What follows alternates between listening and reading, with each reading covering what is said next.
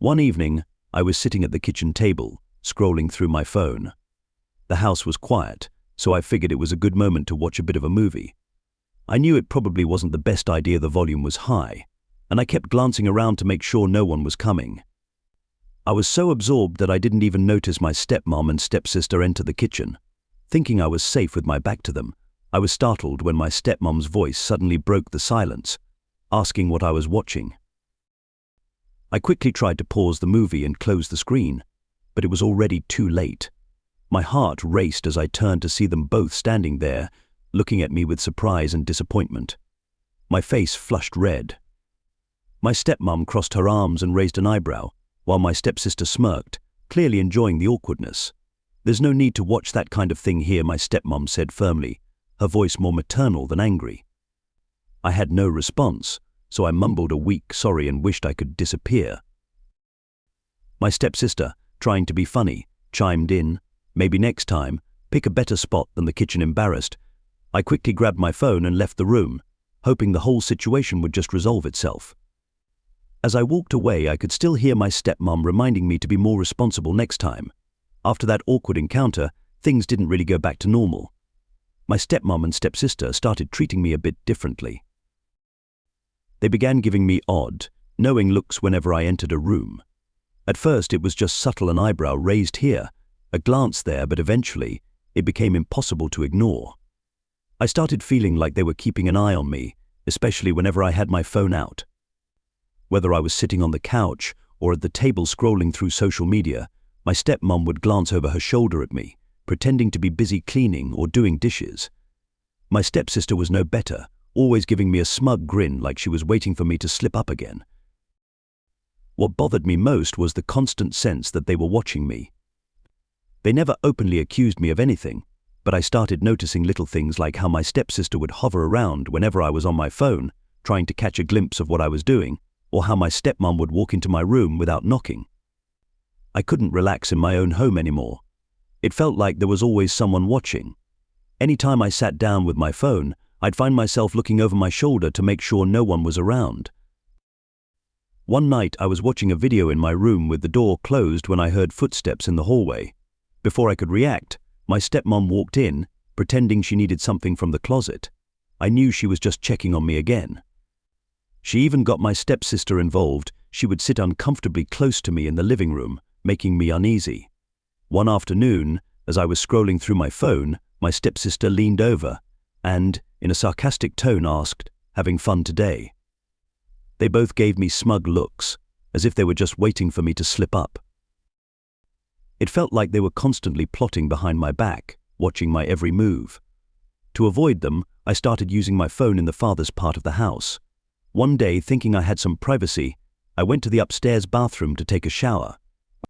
As I was getting undressed, I suddenly heard light footsteps outside the door. It felt surreal. Then there was a soft knock. I called out, "I'm in here," expecting them to leave, but the footsteps continued, and my heart raced as I heard the doorknob begin to turn. I yelled louder, "It's occupied," but the door opened before I could do anything. There stood my stepmom and stepsister, both looking shocked. I was frozen in place. My stepsister was only wearing socks, and I knew they had both heard me say I was in the bathroom. There was a brief, awkward silence before they finally backed away and quietly closed the door. I stood there, stunned and shaken. My heart was pounding. It wasn't an accident. They had deliberately walked in on me in the bathroom. After everything that had happened, it was unbelievable how far things had escalated. "There's no need to be scared," my stepmom said. "We've always known what you're into and what you've been watching."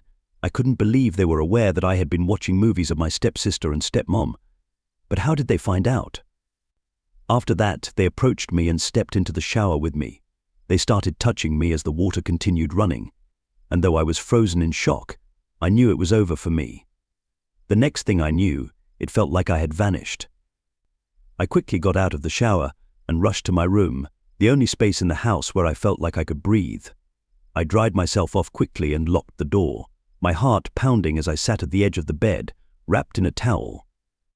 My mind was spinning. How had things gotten this bad?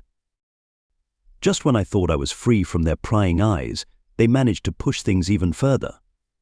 The shame was unbearable, and it started weighing heavily on me. The worst part was, I wasn't even sure if it had been a mistake when they walked in on me during such a private moment. I could hear them talking quietly in the hallway, but I knew something was off. It felt as though their stares were piercing through the walls. The sound of my stepsister's earlier laughter replayed in my mind, tightening the knot in my stomach. I buried my face in my hands, trying to shake off the shame, but it lingered like a haunting presence. I hid in my room for the rest of the night, avoiding everyone. Every time the doorbell rang, I tensed up, afraid one of them might come in.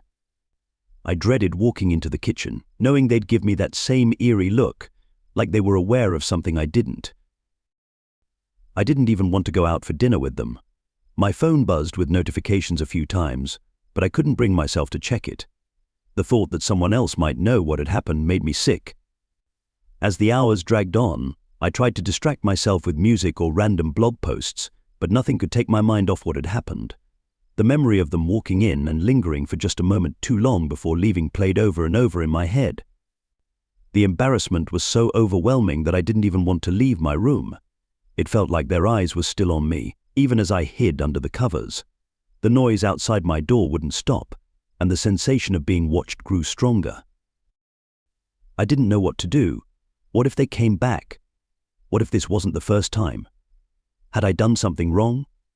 The thought made my heart race. I couldn't go on living like this, always looking over my shoulder, fearing they might walk in again and bother me. I wondered what I would do if they returned. Would I confront them, tell them to stop?